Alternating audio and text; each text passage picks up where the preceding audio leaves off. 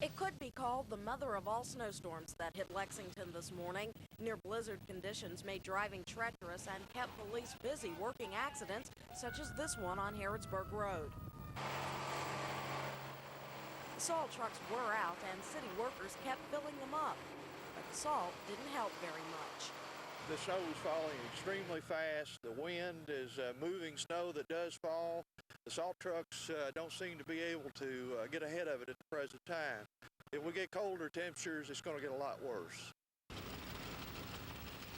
Police say most accidents have been fender benders. There have also been a lot of people, such as Chris Ware, who slid off the road. Good Samaritan Tony Bryant, a Tennessee fan in town for the SEC tournament, helped Kentucky fan Ware get back on the road again. We got beat by Kentucky last night, but we still don't mind pulling people out of ditches. I think it's great. I'm sorry. I'm almost sorry Tennessee lost now.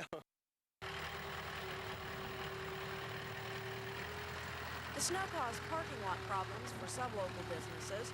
The cable repairmen also had to get out in the cold to make repairs on the south end of town. The blowing snow caused a cable outage, which lasted about an hour.